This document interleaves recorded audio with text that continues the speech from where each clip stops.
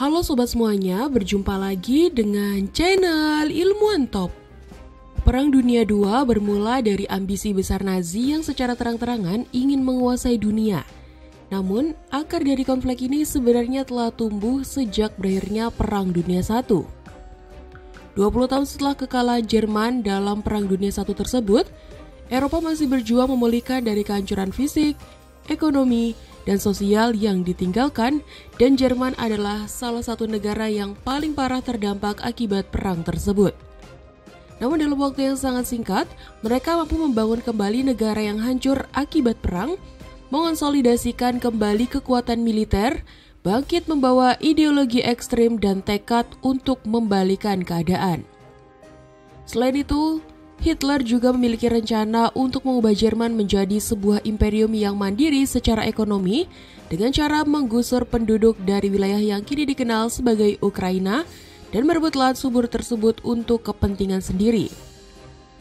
Untuk mencapai hal ini, Nazi menggunakan cara berperang yang sistematis dan tanpa ampun, yang pada paruh pertama perang memberi mereka kemenangan demi kemenangan. Taktik ini dikenal dengan istilah Blitzkrieg atau perang kilat. Mereka juga memanfaatkan teknologi mutakhir dan mesin perang canggih yang pada awalnya tak mampu ditandingi oleh pihak sekutu. Berikut ini adalah 10 dari senjata super tersebut, termasuk beberapa yang untungnya hanya sempat digambarkan di atas kertas dan tidak pernah digunakan di medan perang.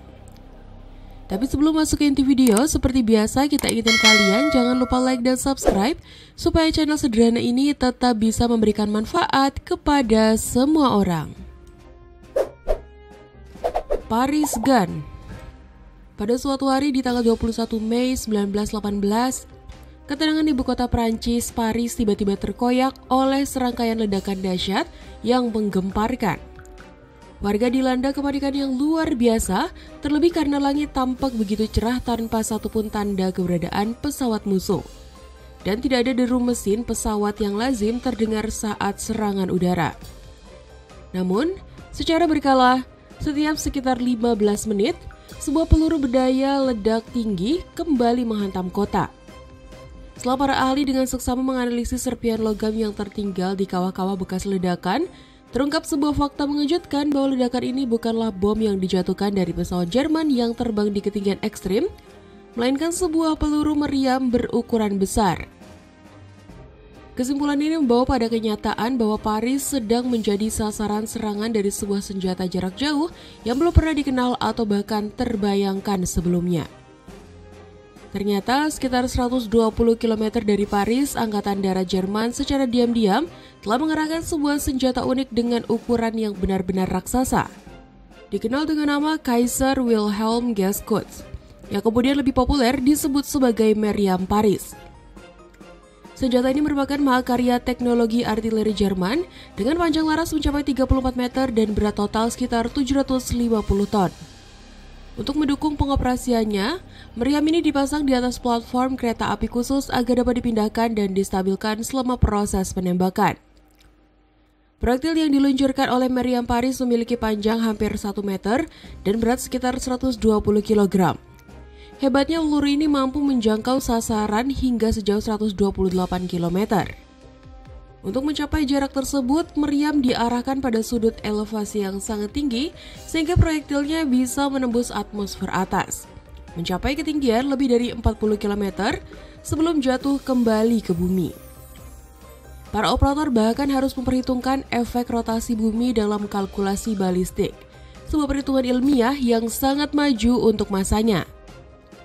Dengan kecepatan luar biasa, proyektil tersebut mencapai Paris dari titik peluncuran dalam waktu kurang dari 3 menit dan setiap ledakan yang ditimbulkannya sanggup mengguncang tanah dalam radius hingga sekitar 1,6 km. Namun, ukuran dan kekuatan besar Meriam Paris membawa tantangan teknis yang sangat kompleks. Setiap peluru membutuhkan bubuk mesiu seberat 181 kg sebagai pendorong. Ledakan dari muatan ini secara terus-menerus mengikis permukaan bagian dalam laras, sehingga diameter dalam laras meningkat setelah setiap tembakan. Akibatnya, setiap proyektil berikutnya harus dibuat sedikit lebih besar agar tetap pas dengan laras yang terus membesar.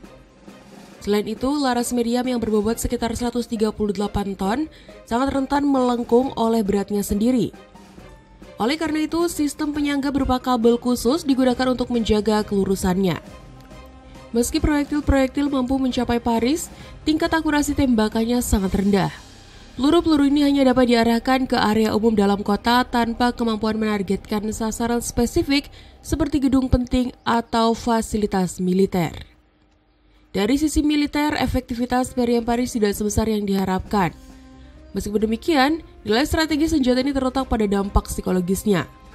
Serangan yang datang secara tiba-tiba, tanpa sirin peringatan atau tanda-tanda visual dari pesawat musuh, menciptakan rasa takut yang mendalam. Ketidakmampuan Prancis untuk membalas serangan ini semakin memperparah tekanan mental yang dialami penduduk. Hal ini menjadikan meriam Paris sebagai alat teror yang efektif dalam upaya meruntuhkan moral dan semangat juang rakyat Prancis.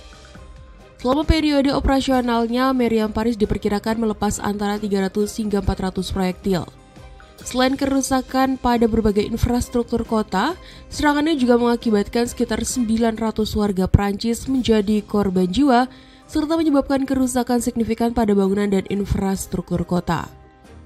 Salah satu insiden yang paling mematikan terjadi pada 29 Maret 1918 ketika sebuah peluru menghantam atap gereja Saint Gervais et Saint Protais saat kebaktian Jumat Agung yang menewaskan hampir 100 orang. Pihak Prancis pada awalnya bahkan sulit mempercayai bahwa serangan tersebut berasal dari jarak yang begitu jauh karena keberadaan senjata dengan kemampuan seperti itu dianggap sebagai sesuatu yang mustahil pada masa itu.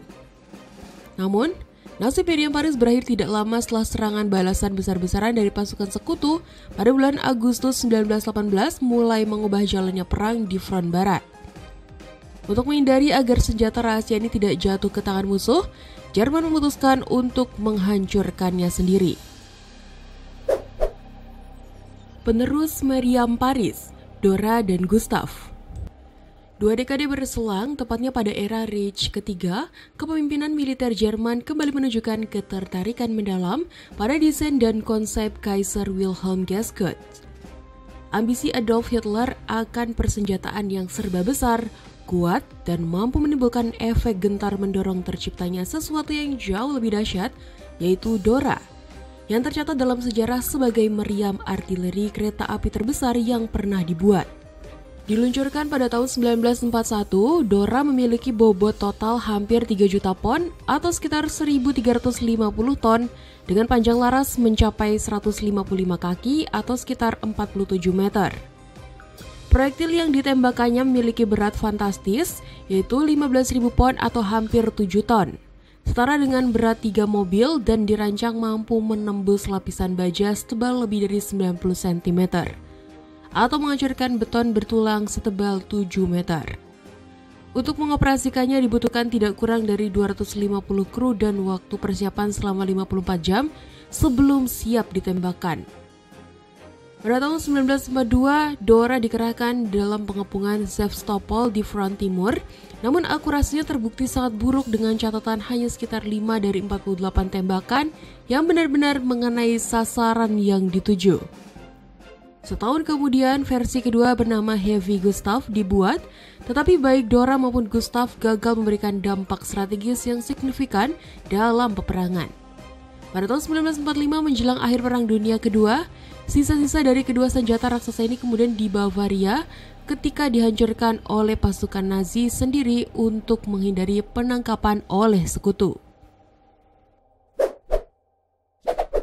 Pesawat tempur lepas landas vertikal dengan 3 sayap berputar. Jerman tidak hanya memusatkan perhatian pada senjata darat berskala besar, tetapi juga menjajaki berbagai kemungkinan dalam dunia penerbangan. Para insinyur Jerman pada masa itu menggagas proyek yang bernama Focke-Wulf Triebflügel, pesawat tempur yang dirancang untuk memiliki kemampuan lepas landas dan mendarat secara vertikal. Kemampuan ini kini dikenal sebagai VTOL, singkatan dari Vertical Take Off and Landing. Dalam konteks saat itu, gagasan ini sangat radikal dan belum pernah dicoba secara serius oleh negara lain. Focke-Wulf Triebflügel memiliki bentuk yang sangat berbeda dari pesawat tempur biasa. Badan pesawat dirancang tegak lurus saat berada di tanah, menyerupai roket dalam posisi siap luncur. Yang paling mencolok adalah 3 buah sayap yang dipasang mengelilingi bagian tengah badan pesawat. Sayap-sayap ini bukan komponen tetap, melainkan dirancang agar dapat berputar secara horizontal seperti baling-baling besar. Putaran dari ketiga sayap inilah yang menciptakan daya angkat, memungkinkan pesawat untuk naik secara vertikal tanpa membutuhkan landasan pacu. Setelah mencapai ketinggian tertentu, pesawat akan memiringkan dirinya ke posisi horizontal dan mulai bergerak maju seperti pesawat biasa, memanfaatkan kecepatan tinggi dari sayap yang terus berputar. Triflugel digagas untuk bisa digunakan di medan pertempuran yang tidak memiliki landasan pacu tetap, misalnya di wilayah hutan, gunung, atau bahkan reruntuhan kota yang telah dibombardir. Dalam situasi seperti itu, kehadiran pesawat tempur yang dapat meluncur langsung dari permukaan sempit dianggap sebagai keunggulan strategis. Selain itu, dengan dilengkapi senjata otomatis dan kecepatan tinggi, Triflugel juga dirancang untuk mampu menandingi pesawat pengebom musuh dari berbagai arah serangan. Meskipun rancangan teknisnya tergolong sangat maju untuk saat itu, proyek ini tidak pernah benar-benar mencapai tahap akhir. Seluruh pengembangannya berhenti saat Jerman menghadapi kekalahan dan tekanan dari sekutu semakin besar pada akhir Perang Dunia Kedua. Tidak satupun prototipe yang sempat diuji coba dalam penerbangan nyata. Semua dokumentasi dan model hanya mencapai tahap desain dan simulasi awal. Kendati demikian, Triflugel tetap tercatat sebagai salah satu contoh nyata dari upaya ambisius Jerman dalam mengejar dominasi udara melalui pendekatan yang tidak biasa dan futuristik. Haunebu. Haunebu adalah sebuah proyek luar biasa yang dikembangkan oleh para insinyur Jerman selama era Reich ketiga. Proyek ini disebut-sebut sebagai salah satu dari sekian banyak Wonder Wave atau senjata keajaiban yang digagas untuk mengubah arah Perang Dunia II. Bentuk cakram dengan sistem penggerak anti-gravitasi yang diklaim mampu melawan hukum fisika konvensional, Haunebu dirancang bukan sekedar pesawat terbang, melainkan sebagai kendaraan yang dapat bergerak dengan kecepatan yang sangat tinggi dengan menjelajah hingga keluar angkasa. Teknologi penggeraknya didasarkan pada prinsip giroskopik yang melibatkan cincin-cincin berputar dalam kecepatan ekstrim. Sebuah sistem yang hingga kini masih menimbulkan perdebatan di kalangan ilmuwan dan pemerhati sejarah alternatif. Produksi awalnya dikatakan dilakukan di fasilitas industri Skoda di Praha, serta di lokasi-lokasi rahasia di Pegunungan Awal. Tempat proyek-proyek rahasia lainnya juga dilaporkan berlangsung. Prototipe paling mutakhir yaitu Haunebu 3 dikabarkan memiliki diameter hingga 70 meter dan mampu membawa 32 awak. Kecepatannya diyakini bisa mencapai Mach 10, jauh melampaui kemampuan teknologi penerbangan saat itu. Beberapa laporan menyebut bahwa proyek ini telah dimulai sejak dekade 1920-an, namun baru mencapai tahap uji coba menjelang pecahnya perang. Pada air konflik, kapal-kapal ini diyakini telah dikirim menggunakan kapal selam U-boat menuju Antartika, lebih tepatnya ke wilayah yang dikenal sebagai Swabia Baru, tempat yang diyakini menjadi markas tersembunyi Nazi. Dari lokasi terpencil itu, sebuah gagasan luar biasa pun muncul bahwa Haunebu kemudian dikembangkan lebih lanjut untuk menjangkau bulan, di mana sebuah pangkalan rahasia bernama Sverson atau matahari hitam diduga dibangun di sisi gelap bulan sebagai landasan kekuatan baru untuk merebut kembali dominasi global setelah kekalahan di daratan Eropa. Die Glocke. Die Glocke, yang berarti lonceng dalam bahasa Jerman, merupakan salah satu artefak paling misterius dalam sejarah Perang Dunia II yang hingga kini masih menjadi bahan spekulasi dan perdebatan luas. Perangkat ini diberi nama demikian karena bentuk fisiknya yang menyerupai lonceng raksasa dengan alas berbentuk bulat besar yang diperkirakan memiliki diameter sekitar 2 meter dan terbuat dari logam berat seperti timah. Di atas alas tersebut terdapat selubung silinder berukuran sedikit lebih kecil yang ujung atasnya ditutup oleh kubah setengah bola dengan ukuran yang simetris terhadap diameter silinder di bawahnya. Desain yang tidak lazim ini telah memicu banyak teori mengenai fungsinya yang sebenarnya. Dalam sejumlah versi, Die Glocke dianggap sebagai bagian dari program Wonder Wave atau senjata ajaib, sebuah proyek ambisius Nazi untuk menciptakan teknologi militer yang melampaui kemampuan aliansi lawan. Beberapa teori menyebutkan bahwa perangkat ini digunakan sebagai penggerak anti-gravitasi yang memungkinkan kendaraan udara seperti Haunebu yang digambarkan sebagai pesawat berbentuk cakram untuk melayang dan bergerak tanpa hambatan atmosferik. Ada pula yang meyakini bahwa Die Glocke merupakan alat tempur mandiri dengan kemampuan manuver luar biasa, atau bahkan sebuah reaktor energi eksperimental yang menghasilkan medan fisik atau elektromagnetik yang tidak stabil. Lebih jauh lagi, beberapa propaganda Nazi pada masa akhir perang menyebutkan bahwa alat ini dirancang sebagai perangkat penjelajah waktu yang mengandalkan prinsip-prinsip fisika yang belum dikenal pada masa itu. Kesaksian dari mantan ilmuwan Jerman dan dokumen-dokumen yang samar menyebutkan keberadaan 2 silinder cairan berwarna ungu kebiruan di dalam perangkat tersebut yang diyakini memainkan peran penting dalam propaganda Die Glocke, meskipun substansinya tersebut tidak pernah diidentifikasi secara pasti. Kugelpanzer. Kugelpanzer, yang berarti secara harfiah berarti tank bola atau peluru lapis baja, merupakan salah satu kendaraan tempur paling aneh dan penuh teka-teki dari era Perang Dunia II. Dirancang di Jerman dan diyakini hanya diproduksi dalam jumlah yang sangat terbatas, kendaraan ini berbeda jauh dari rancangan kendaraan tempur konvensional pada masanya. Dengan bentuk menyerupai bola besar berdiameter sekitar 1,5 meter, Kugelpanzer dirancang hanya untuk 1 awak dan dilengkapi 2 roda besar yang menjadi bagian integral dari bodinya. Roda-roda ini memungkinkan manuver dasar, sedangkan roda kecil ketiga di bagian belakang yang dipasang pada lengan penopang berfungsi menjaga stabilitas arah gerak. Mesin berdaya 23 tenaga kuda dengan 1 silinder menjadi sumber penggeraknya, yang meskipun sederhana cukup untuk menggerakkan kendaraan berbobot sekitar 1,8 ton tersebut. Lapisan baja setebal 5 mm yang membungkus struktur luar hanya sanggup memberikan perlindungan minimal. Kemungkinan besar hanya efektif terhadap serpihan ledakan ringan dan tembakan senjata kaliber kecil. Tidak ditemukan senjata ofensif terpasang pada kendaraan ini yang semakin memperkuat dugaan bahwa peran utamanya adalah sebagai alat pengintai jarak dekat. Mungkin untuk tujuan pengamatan diam-diam di medan yang sangat terbatas atau untuk menyusup ke area lawan dengan perlindungan terbatas. Terdapat satu celah observasi kecil berbentuk horizontal di bagian depan yang memungkinkan pengemudi melihat arah depan meskipun tidak dilindungi secara signifikan, sehingga membuat operasinya tetap berisiko.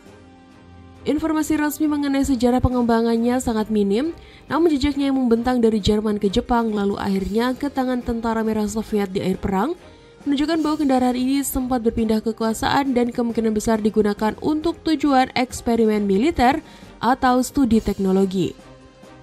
Saat ini satu-satunya unit yang masih diketahui keberadaannya tersimpan di Museum Tank Kubinka di Rusia, menjadi artefak bisu dari ambisi dan eksperimen ekstrim militer Jerman pada masa itu. Fritz X, bom presisi rahasia Nazi yang misterius. Fritz X yang memiliki nama lengkap Rostal SD 1400X merupakan bom kendali presisi pertama di dunia yang secara khusus dirancang untuk menghancurkan kapal perang lapis baja. Bom ini dikembangkan oleh ilmuwan Jerman Max Kramer sejak tahun 1939 dan mulai diproduksi pada tahun 1943.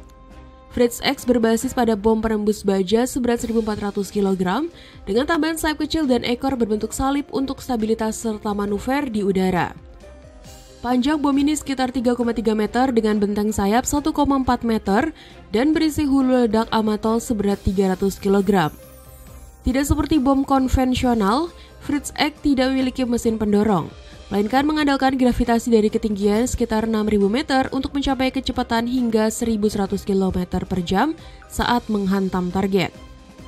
Sistem kendali radio memungkinkan operator di pesawat peluncur seperti Dornier Do 217 atau Heinkel Hi 111 mengarahkan bom dengan joystick dan memanfaatkan flare di ekor bom untuk memantau lintasannya secara visual hingga mengenai target.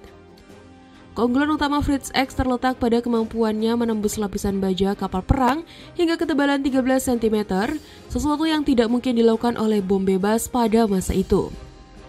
Dalam operasi nyata, Fritz X pertama kali digunakan pada September 1943 dan langsung mencatatkan sejarah dengan menenggelamkan kapal perang Italia Roma yang menewaskan lebih dari 1.300 awak termasuk Laksamana Carlo Bergamini.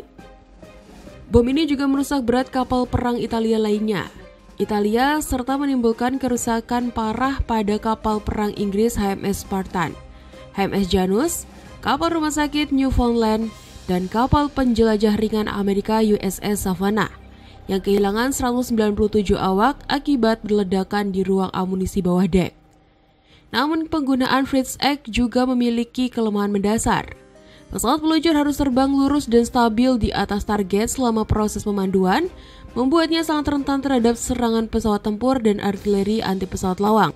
Selain itu, setelah Sekutu berhasil membongkar sistem kendali radio Fritz X, mereka mengembangkan teknik jamming yang secara drastis menurunkan efektivitas bom ini pada tahun-tahun berikutnya. Silbervogel. Seorang insinyur roket bernama Eugen Sanger bersama pasangannya Irene Brett merancang sebuah pesawat revolusioner yang mereka beri nama Silbervogel, yang berarti burung perak dalam bahasa Jerman. Silbervogel merupakan cikal bakal dari konsep pesawat suborbital pertama yang dirancang untuk menjelajah lintas benua dengan kecepatan hipersonik. Pesawat ini menggunakan teknologi roket berbahan bakar cair dan memanfaatkan bentuk aerodinamis canggih berupa badan datar serta sayap berbentuk baji untuk menciptakan daya angkat pada ketinggian atmosfer yang sangat tinggi. Rencananya pesawat ini akan diluncurkan dengan bantuan kereta roket sepanjang 3 km yang akan mendorongnya hingga kecepatan hampir 2000 km per jam. Selain itu, mesin roket utama adalah menyala dan membawa pesawat hingga ketinggian sekitar 145 km dengan kecepatan mencapai 21.800 km per jam. Dalam fase penerbangan utama, Silbervogel dirancang untuk melakukan serangan gerakan naik turun berulang di lapisan atas atmosfer, dikenal sebagai teknik lompatan aerodinamis guna menghemat energi dan menempuh jarak antar benua. Dengan jangkauan antara 19.000 hingga 24.000 km, Silbervogel seharusnya mampu menjatuhkan bom seberat 4.000 kg di wilayah Amerika Serikat, lalu terus terbang melintasi Samudra Pasifik untuk mendarat di pangkalan militer Jepang yang menjadi sekutu Jerman saat itu. Rancangannya menempatkan pesawat ini di luar jangkauan teknologi pertahanan sekutu, baik dari segi ketinggian terbang maupun kecepatan. Namun, terlepas dari kecanggihan visinya, Silbervogel masih berada dalam tahap teoritis. Analisis ilmiah yang dilakukan setelah perang menunjukkan bahwa desain awalnya mengabaikan akumulasi panas yang sangat ekstrim saat memasuki atmosfer kembali yang berpotensi menghancurkan pesawat sebelum menyelesaikan misinya. Zielgerät 1229. Zielgerät 1229 yang lebih dikenal dengan nama Vampir merupakan salah satu inovasi teknologi militer paling revolusioner yang dikembangkan oleh Jerman Nazi pada masa Perang Dunia Kedua. Perangkat ini adalah sistem penglihatan malam berbasis inframerah aktif pertama di dunia yang dipasang pada senapan serbu Scharmgewehr 44. Vampir terdiri dari sebuah alat optik dengan berat sekitar 2,3 km yang dipasangkan pada senapan serta baterai besar berbahan kayu dengan berat sekitar 13 kg yang harus dibawa di punggung prajurit. Selain itu terdapat baterai tambahan yang lebih kecil untuk mengonversi cahaya inframerah menjadi gambar yang dapat dilihat melalui lensa optik. Sistem ini bekerja dengan memancarkan cahaya inframerah melalui proyektor khusus yang kemudian dipantulkan oleh objek di medan tempur dan ditangkap oleh lensa penerima, sehingga memungkinkan penembak melihat dalam kondisi gelap total. Meskipun teknologi ini belum mampu mendeteksi panas tubuh seperti sistem thermal modern, Vampir memberikan keunggulan signifikan di medan perang malam hari. Pengoperasian alat ini memang tidak praktis karena bobotnya yang berat dan memerlukan tenaga ekstra untuk membawa baterai besar, namun penggunaannya yang terbatas pada malam hari membuat penembak tidak perlu sering berpindah posisi. Para prajurit yang menggunakan alat ini dijuluki Nachtjäger atau pemburu malam, karena kemampuan mereka untuk menembak musuh tanpa terlihat dalam kegelapan. Produksi Vampir sangat terbatas, hanya sekitar 310 unit yang diproduksi dan baru mulai digunakan di medan tempur pada Februari 1945, menjelang akhir perang. Hal ini menjadikan alat ini sebagai salah satu senjata eksperimental yang sangat langka dan misterius dari era tersebut. Tank Super Panzerkampfwagen 8 Maus. Sebagai respons terhadap meningkatnya kekuatan tempur tank-tank seberat Uni Soviet di front timur selama Perang Dunia II, Jerman mulai merancang sebuah kendaraan tempur yang tak hanya mampu menandingi, tapi juga melampaui segala bentuk ancaman lapis baja musuh. Dari ambisi besar inilah lahir proyek Panzerkampfwagen 8 Maus, sebuah tank super berat yang dirancang oleh insinyur Ferdinand Porsche. Maus menjadi tank terberat yang pernah dibuat sepanjang sejarah militer dengan bobot mencapai 420.000 pon atau sekitar 190 ton. Ukurannya yang sangat besar menjadikannya terlihat seperti benteng bergerak di medan perang. Dimensi yang sangat besar ini bukan tanpa tujuan. Ketebalan lapisan bajanya mencapai 200 mm di beberapa bagian, dirancang untuk memantulkan atau menghentikan tembakan dari senjata anti-tank yang saat itu banyak digunakan oleh pasukan sekutu. Tank ini tidak hanya mengandalkan pelindung, tetapi juga dipersenjatai dengan meriam utama berkaliber besar yang mampu menghancurkan tank lawan dari jauh.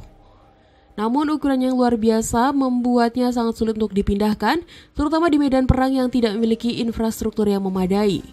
Sistem penggeraknya pun seringkali bermasalah dan konsumsi bahan bakarnya sangat tinggi.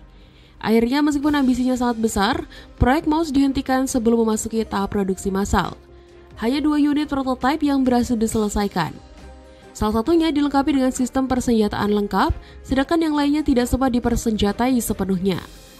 Proyek ini terhenti karena situasi perang yang terus memburuk bagi Jerman serta kebutuhan mendesak akan kendaraan militer yang lebih praktis dan mudah dikerahkan. Landkreuzer P100 Rathe. Landkreuzer P100 Rathe adalah salah satu proyek paling ambisius dan ekstrim yang pernah dirancang oleh Nazi Jerman selama Perang Dunia II. Tank super berat ini mulai dikembangkan pada tahun 1942 oleh perusahaan Krupp atas permintaan langsung dari Adolf Hitler, yang terpesona oleh gagasan kendaraan lapis baja raksasa yang mampu mendominasi medan perang. Rathe dirancang memiliki panjang 35 meter, lebar 14 meter, dan tinggi 11 meter dengan bobot mencapai 1000 ton. Dimensi dan beratnya jauh melampaui tank terberat yang pernah dibangun sebelumnya, Panzer 8 MAUS yang hanya berbobot 188 ton. Tank ini akan dioperasikan oleh setidaknya 20 hingga 41 awak dan di dalamnya dirancang terdapat ruang penyimpanan, area perawatan, serta fasilitas dasar seperti toilet, bahkan ruang untuk membawa 1 unit sepeda motor pengintai. Perlindungan Rathe sangat tebal dengan lapisan baja hingga 25 cm di beberapa bagian, menjadikannya sangat sulit ditembus oleh senjata konvensional pada masa itu. Persenjataan utamanya adalah 2 meriam kapal tempur berkaliber 280 mm yang merupakan tipe meriam SKC-34 seperti yang dipasang pada kapal perang kelas Scharnhorst milik Jerman. Meriam ini mampu menembak hingga jarak puluhan kilometer.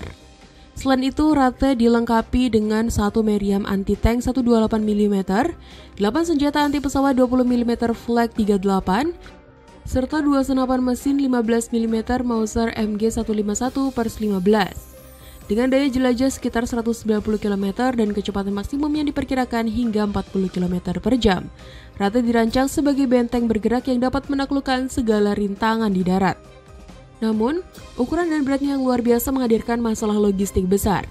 Tank ini tidak dapat melewati jembatan, berisiko merusak jalan yang dilaluinya, dan menjadi target empuk bagi serangan udara musuh. Selain itu, transportasi dan perakitan Rathe di medan perang hampir mustahil dilakukan, karena tidak dapat diangkut menggunakan rel kereta api atau kendaraan pengangkut lainnya. Sonne GWH, senjata orbit matahari. Gagasan mengenai senjata orbit matahari atau yang lebih dikenal sebagai Sonne GWH merupakan hasil dari perkembangan ambisi ilmiah dan militer yang luar biasa pada awal abad ke-20. Konsep ini pertama kali digagas oleh fisikawan Jerman Hermann Orbit pada tahun 1923 sebagai bagian dari visinya mengenai pemanfaatkan energi luar angkasa. Ia membayangkan sebuah stasiun orbit raksasa yang dilengkapi dengan cermin cekung berdiameter 100 meter, mampu memfokuskan sinar matahari ke satu titik di permukaan bumi untuk menghasilkan energi panas. Namun ketika ide ini mencapai tangan para ilmuwan Nazi selama Perang Dunia II, arah pengembangannya mengalami pergeseran drastis dari sekitar solusi energi menuju proyek senjata pemusnah massal. Di pusat penelitian Hillersleben, para peneliti merancang struktur yang jauh lebih besar, yaitu sebuah cermin reflektif raksasa seluas 9 km persegi yang terbuat dari logam natrium, material ringan dan reflektif yang dianggap ideal untuk keperluan tersebut. Cermin ini dirancang untuk dipasangkan pada orbit setinggi 8.200 km, posisi yang memungkinkan konsentrasi sinar matahari dapat diarahkan secara presisi ke berbagai lokasi di bumi. Dengan kekuatan termal luar biasa, proyek ini secara teoritis mampu membakar kota, mengeringkan laut, atau menghancurkan wilayah luas hanya dengan memanfaatkan panas matahari. Gagasan ini tidak berhenti pada rancangan teknis, melainkan juga mencakup perhitungan kebutuhan energi, sistem rotasi untuk mengikuti pergerakan bumi, serta sarana mendukung kehidupan bagi awak stasiun orbit. Perakitan cermin raksasa ini direncanakan berlangsung selama puluhan tahun dengan bahan-bahan yang akan diangkut dari bumi menggunakan roket, kemudian dirakit di luar angkasa. Meski secara teknis dapat pula digunakan untuk pembangkitan listrik atau produksi uap, seluruh dokumen dan skema yang ditemukan pasukan sekutu menegaskan bahwa fungsi utama Sun Gun adalah sebagai senjata dominasi global yang dirancang untuk menempatkan negara lain dalam ketakutan permanen terhadap ancaman dari langit. Seri roket agregat.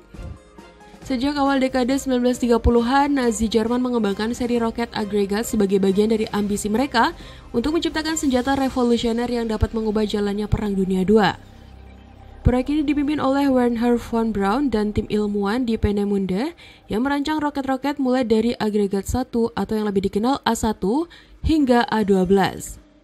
Salah satu terobosan terbesar adalah roket A4 yang lebih dikenal sebagai V2, yaitu peluru kendali balistik pertama di dunia yang mampu mencapai ketinggian suborbital sekitar 80 km dan melaju dengan kecepatan hingga 5.600 km per jam. V2 menggunakan teknologi mutakhir pada masanya seperti mesin berbahan bakar cair, sistem kendali giroskopik, serta sistem pendinginan regeneratif pada ruang bakar. Roket ini diluncurkan dari platform mobile dan diarahkan ke target di London, Antwerpen, dan Liege, menandai era baru dalam peperangan jarak jauh yang tidak dapat dicegat oleh pertahanan udara saat itu. Selain V2, pengembangan roket agregat juga mencakup rencana ambisius untuk roket A3 dan A10 yang dirancang sebagai rudal lintas benua. Konsep A9 atau A10 yang dikenal sebagai proyektil Amerika bertujuan untuk menyerang Amerika Serikat dari Eropa dengan membawa hulu ledak konvensional atau bahkan nuklir. Roket A10 dirancang sebagai tahap pertama dengan daya dorong yang sangat besar, membawa A9 sebagai tahap kedua yang dapat meluncur hingga ribuan kilometer. Bahkan terdapat gagasan untuk membuat versi A9 yang diawaki pilot, lengkap dengan kokpit bertekanan dan sistem pelontar. Meskipun proyek ini akhirnya dihentikan karena kompleksitas teknis dan kekalahan Jerman yang semakin dekat.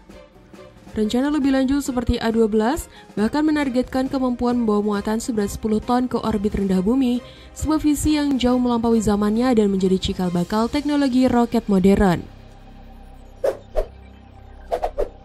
Messerschmitt Me 264. Messerschmitt Me 264 merupakan pesawat pengebom strategi jarak jauh yang dikembangkan oleh Jerman Nazi selama Perang Dunia II sebagai bagian dari proyek Amerika Bomber. Pesawat ini dirancang dengan tujuan utama untuk mampu menjangkau target di Amerika Serikat, khususnya kota New York dari pangkalan di Prancis atau Kepulauan Azores. Me 264 memiliki panjang sekitar 20,9 meter, rentang sayap 43 meter, dan tinggi 4,3 meter. Struktur pesawat ini sepenuhnya terbuat dari logam dengan konfigurasi 4 mesin BMW 801D atau BMW 801G yang masing-masing menghasilkan daya 1.300 kW. Dengan berat kosong 21.150 kg dan berat maksimum saat lepas landas mencapai 56.001 kg, Me 264 mampu menempuh jarak hingga 15.000 km dan mencapai kecepatan maksimum 546 km per jam pada ketinggian 6.100 meter. Kabin pesawat dirancang tanpa sekat kaca depan terpisah, sebuah ciri khas desain bomber Jerman pada masa itu. Untuk mendukung misi jarak jauh, pesawat ini dilengkapi dengan tempat tidur susun dan dapur kecil. Persenjataan yang direncanakan terdiri dari senapan mesin yang dioperasikan secara remote di beberapa titik, namun prototipe awal tidak dilengkapi senjata maupun lapisan baja demi mengurangi bobot dan meningkatkan jangkauan terbang. Uji coba pertama dilakukan pada 23 Desember 1942, namun berbagai kendala teknis seperti sistem rem, tekanan kabin, dan undercarriage membuat pengembangan berjalan lambat. Hanya 3 unit prototipe yang berhasil dibuat karena biaya produksi yang sangat tinggi dan prioritas industri dialihkan ke produksi pesawat tempur serta pengembangan pesawat lain seperti Junkers Ju-390. Horten Hu 229. Horten Hu 229 merupakan pesawat tempur dengan desain radikal berbentuk sayap terbang. Desain ini menghilangkan elemen tradisional seperti badan utama dan ekor, sehingga seluruh pesawat menjadi satu kesatuan aerodinamis yang menyerupai selembar sayap besar. Gagasan ini berasal dari dua bersaudara, Walter dan Raymond Horton, yang dikenal sebagai pelopor desain pesawat terbang futuristik. Tujuan utama mereka adalah menciptakan pesawat dengan hambatan udara yang sangat rendah demi menghasilkan kecepatan tinggi dan manuver yang lebih gesit. Penggunaan dua mesin jet Junker Jumo 004 yang juga digunakan oleh pesawat jet tempur pertama Jerman, Messerschmitt Me 262, membuat Horten Hu-229 menjadi salah satu pesawat pertama yang menggabungkan desain revolusioner dengan teknologi jet mutakhir. Pesawat ini diproyeksikan mampu mencapai kecepatan sekitar 800 km per jam, jauh lebih cepat dibandingkan pesawat tempur berbaling-baling milik negara-negara sekutu yang mendominasi pertempuran di udara saat itu. Selain kecepatan dan bentuknya yang unik, Hu-229 juga memiliki potensi untuk menghindari deteksi radar. Bentuknya yang datar, halus dan menyatu, membuat pantulan gelombang radar berkurang drastis. Sebuah keuntungan taktis yang sangat besar meskipun sistem radar saat itu belum secanggih masa kini. Sayangnya pengembangan pesawat ini tidak pernah sampai pada tahap produksi massal. Hanya satu prototipe yang sempat diuji terbang sebelum kekalahan Jerman pada Mei 1945. Menghentikan seluruh proyek. Prototipe dan komponen lainnya kemudian disita oleh pasukan Amerika dan dikirim ke Amerika Serikat untuk diteliti lebih lanjut sebagai bagian dari operasi rahasia penangkapan teknologi musuh.